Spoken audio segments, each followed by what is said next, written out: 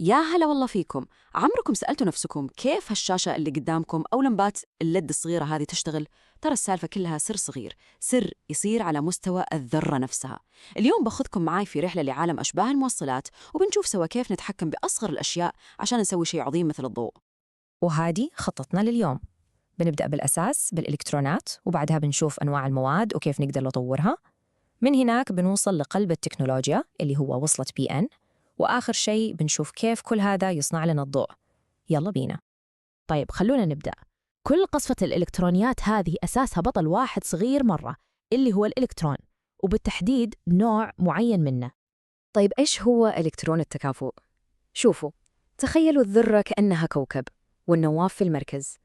الإلكترونات تدور حولها في مدارات، صح؟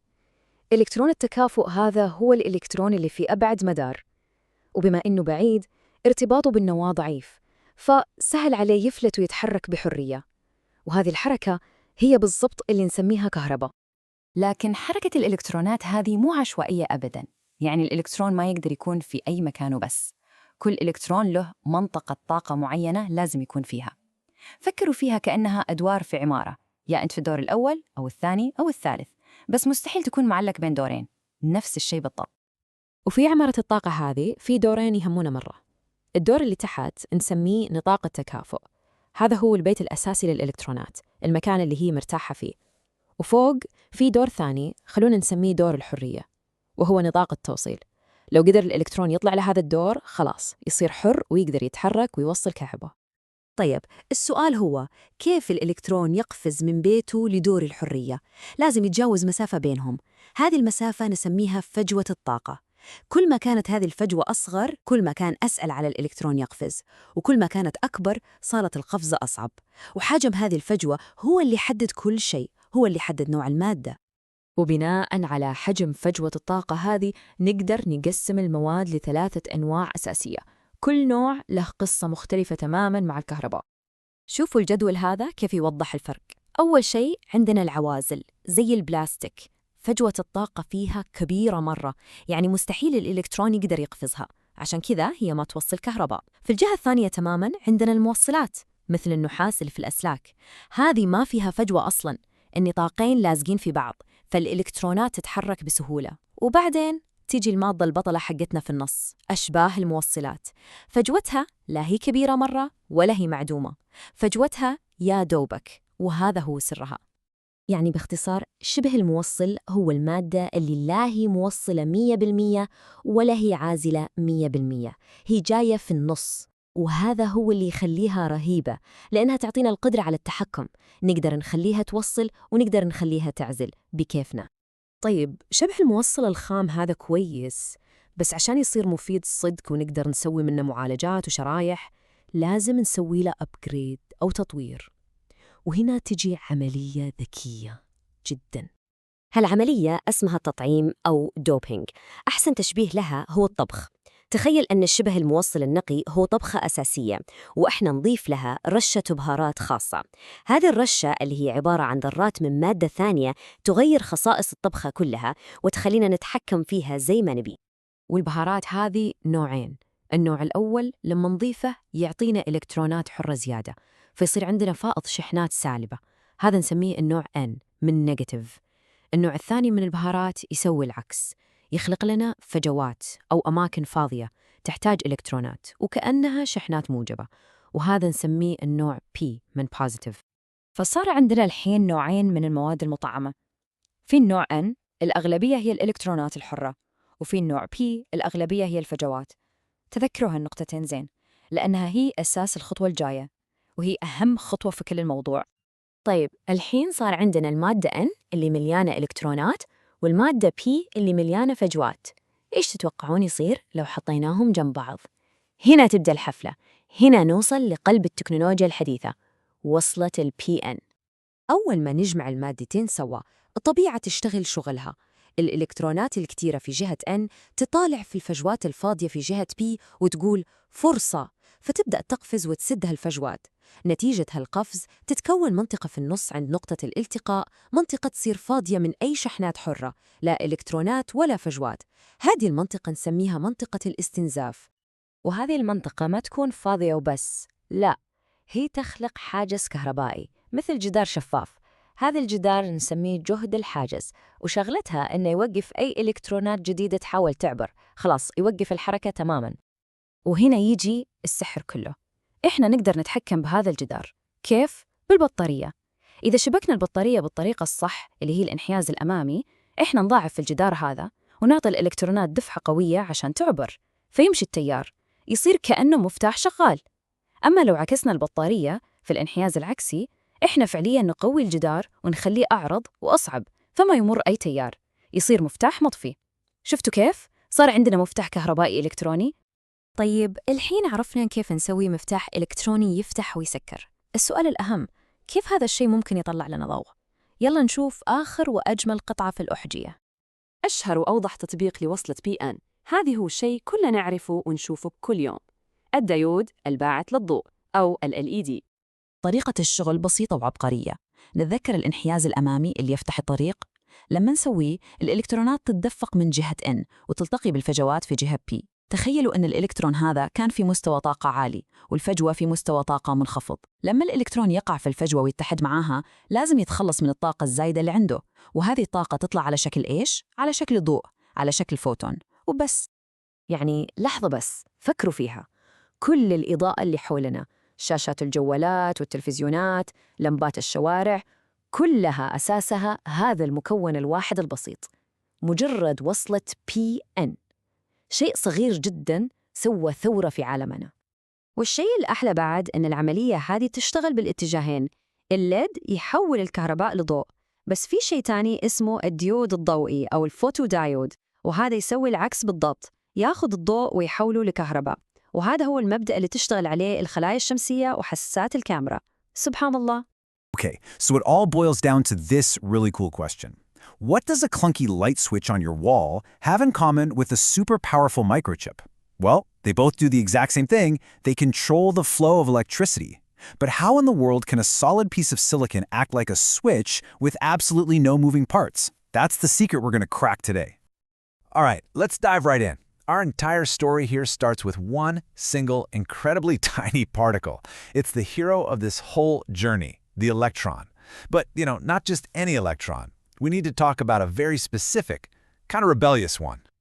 Say hello to the valence electron. So these are the little guys hanging out on the outermost edge of an atom. And because they're on the fringe, they're not held on very tightly. If they get just a little bit of an energy boost, they can break free from their home atom and go on a wild ride through the material. And that movement, that joyride of free electrons, well, that's exactly what electricity is. Okay, so we've got our players, the valence electrons. But what kind of field are they playing on? You see, inside a solid material, electrons don't just exist at random energy levels. They're actually organized into specific energy ranges, or what we call energy bands. And for our purposes, there are two main bands that we really care about. First, you've got the valence band. Think of this as the cozy home base, where electrons are just chillin', bound to their atoms. Then you have the conduction band. This is the express lane. If an electron can somehow get enough energy to jump up into this band, it's totally free to move around and create an electrical current. But, and this is a huge but, there's a catch. In between these two bands, there's this forbidden zone where electrons just aren't allowed to be. It's called the band gap. You can think of it like a giant hurdle. An electron has to get enough energy to leap over this gap in one single go. And here's the thing. The size of this gap is the single most important detail that decides everything about how a material handles electricity. So, based on the size of that band gap, we can sort pretty much every solid material you can think of into one of three distinct teams. Let's meet them. And this chart just lays it out perfectly. First up, you've got conductors, like copper wire. They have basically no band gap at all. In fact, the bands overlap. Electrons can just cruise into the conduction band with almost zero effort. Then, on the other end, you have insulators, like glass. They have a massive, enormous band gap. It takes a crazy amount of energy to get an electron across, which is why they don't conduct electricity. And then, you've got the sweet spot, the Goldilocks zone. Semiconductors, like silicon, have a small, manageable gap. Not too big, not too small. It's just right. And that brings us to the star of the show, silicon. It's got 4 valence electrons, which lets it form this really neat, stable crystal structure. But the real magic is that just right band gap. It's a gap that we can actually learn to control. So, the big question is, how do we hack it? We hack it with a process that, I know, sounds a little sketchy, but it is pure genius. It's called doping. Doping is when we intentionally sprinkle in tiny, tiny amounts of specific impurities into that super pure silicon crystal. And by doing that, we can completely change how it behaves electrically. And the whole point, just like our source says, is pretty simple. We're trying to rig the game. We want to create an excess of either negative charge carriers, those free electrons we've been talking about, or something new called holes, which act just like positive charges. A hole is basically just an empty parking spot where an electron should be, and another electron is always looking to jump into it. Okay, so here's how we do it. To make N-type, or negative-type silicon, we add an impurity like arsenic, which has 5 valence electrons. Now, 4 of those electrons form perfect bonds with the silicon atoms around it, but that 5th electron is just kind of left over, with nowhere to go. It becomes a free electron ready to conduct electricity. Now, for p-type, or positive type, we add something like gallium, which only has 3 valence electrons. It tries its best to form 4 bonds, but it comes up 1 short, leaving an empty spot, a hole. And that hole acts just like a positive charge. So, after we do this doping, here's what we've got. In our N-type silicon, the free electrons we added are now the majority carriers. They do most of the work carrying current. And in the p-type silicon, the holes we created are the majority carriers. And trust me, this whole majority-minority thing is about to become extremely important. So what happens when we take a piece of our N-type silicon and smush it right up against a piece of our p-type silicon? Well, we create the single most important, most fundamental component in all of electronics, the p-n junction. This is where the magic happens. The second they touch, physics just takes over. All those extra electrons on the n side see all those empty holes on the p side, and they just rush across the border to fill them in. But this creates a new situation right at the junction. A thin layer forms that has no free electrons and no free holes. It's been depleted of any charge carriers. This depletion region basically becomes an insulating barrier, and it even develops its own tiny voltage that stops any more electrons from crossing. It's a wall. And boom, just like that, by sticking 2 pieces of doped silicon together, we've built a diode. A p-n junction is an electronic one-way street. It has this natural, built-in barrier that just stops electricity in its tracks, unless, of course, we can convince it to open up. And this right here, this is the secret of the switch. If we apply an outside voltage in a specific direction, we call it forward bias, we can push the electrons and holes toward the junction. This shrinks that insulating barrier and lets current flow right through. The switch is on. But if we flip the voltage around, called reverse bias, we end up pulling the electrons and holes away from the junction. This makes the barrier even wider and stronger, blocking any current from flowing. The switch is off, on, off, with no moving parts. So what's the big deal? What can you actually do with a tiny little one-way street for electricity? Oh, I don't know. Pretty much everything? It can turn the AC power from your wall into the DC power your laptop needs. Billions of them, acting as those on-off switches, are the building blocks for the logic in your computer's brain. They can even be used to detect light or create it. Just think about an LED, a light-emitting diode. When we turn it on with a forward bias, electrons are pushed across that junction and they fall into the empty holes on the other side. Now, as they fall from a high-energy state down to a low-energy state, they have to get rid of that extra energy somehow, and they do it by spitting out a tiny particle of light, a photon. The light from your screen right now, it's literally the glow from countless electrons falling into holes. Welcome! We are about to go on a seriously cool journey, starting with something as simple as sand and ending with the very screen you're looking at right now. It's a story all about controlling electricity at the tiniest level imaginable, and it all comes down to the incredible secrets of semiconductors. I mean, really think about it. How does a little chip in your phone hold, well, your entire life? How does your screen just make light? Well, the answer to all of that lies in our ability to boss around the smallest particles in the universe. It's all about some very, very special materials. So to really get this, we have to start small. I'm talking atom small. We need to understand the behavior of the star performers in the atomic world, the electrons. Their movement, their little dance, is the key to absolutely everything. Now, in this atomic dance, not all electrons are the same. We only really care about a specific group called the valence electrons. You could think of them as being on the very edge of the dance floor. They're not held very tightly, and they're the ones most likely to break away and start moving around. Yep, they're the social butterflies. Give one of these little guys a tiny push of energy, and it'll jump right out of its home atom. And that movement, that flow of freed up electrons, that's it. That's what we call an electric current. So where do these electrons live? Well, in a solid material, they hang out in specific energy levels called bands. The valence band is kind of their home base, their default state. But the conduction band, that's the party. That's the higher energy level they need to jump to in order to be free and start conducting electricity. And here is the most important part of this whole story. The space between their home base and the party is called the band gap. It's the energy hurdle an electron has to clear to get free. And the size of this gap, well, the size of that gap defines everything about a material. You heard me right.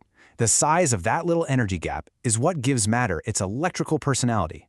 It sorts pretty much every material in the universe into 3 very different families. Okay, check this out. For something like copper, a conductor, there basically is no gap. The bands overlap. It's a superhighway for electrons. They can move whenever they want. For an insulator like rubber, that band gap is massive. It's like a giant wall. Almost no electron can make that jump. But then you have semiconductors, like silicon. They're the Goldilocks of the group. The gap isn't too big, it isn't too small, it's just right. And because it's just right, we can control when the electrons make that jump. That control, my friends, is the secret to all modern electronics. So, if silicon is this perfectly balanced material, how do we actually control it? This is where the real genius, the real magic trick comes in. We essentially hack the silicon using a process called doping. Doping is kind of like baking, right? You have your main ingredient, pure silicon, and then you sprinkle in a tiny, precisely measured amount of an impurity. This little addition completely changes the silicon's electrical recipe, giving it either a bunch of extra free electrons or a bunch of empty spots for electrons to go. And this creates 2 new flavors of silicon. If we add an impurity that has 5 valence electrons, we get an N-type for negative semiconductor. It's got extra electrons just hanging around ready to move. But if we add an impurity with only 3, we create a P-type for positive semiconductor. This one is left with what we call holes, basically empty parking spots just waiting for an electron to come and fill them. So now we've got 2 new materials on our hands. One has a ton of negative charge carriers, the electrons, and the other has a majority of positive charge carriers, those holes. Now keep these 2 types in your head, because what happens when we put them together? Well, that's where the real magic happens.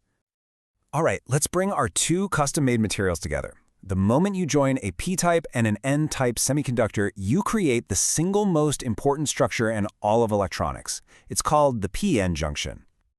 This isn't just about sticking 2 things together. Right at that boundary, this interface, an amazing electrical event happens completely on its own, creating a powerful, built-in feature that we can use. Okay, let's break down what happens.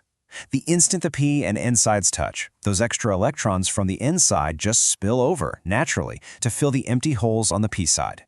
This leaves behind charged atoms on both sides, creating a zone right at the junction that has no free charge carriers left at all. We call this the depletion region. Now this depletion region creates its own tiny electric field, and this field acts like a wall, or a barrier. It basically stops any more electrons from crossing over. So, to get the current flowing again, we now have to give it an external push with a voltage to overcome that barrier. And just like that, we've created a diode. What's a diode? It's an electronic one-way street. It's like a turnstile for electricity. Current can flow easily in one direction, but it's completely blocked from going in the other. This little component is fundamental.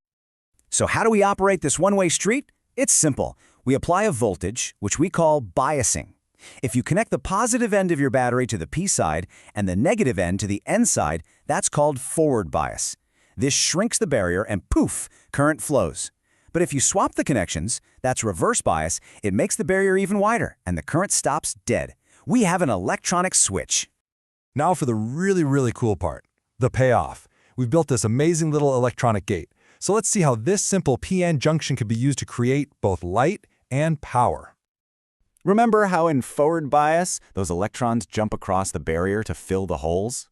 Well, when an electron falls into a hole, it has to get rid of its extra energy. And in some special materials, it releases that energy in the form of a photon, a tiny packet of light.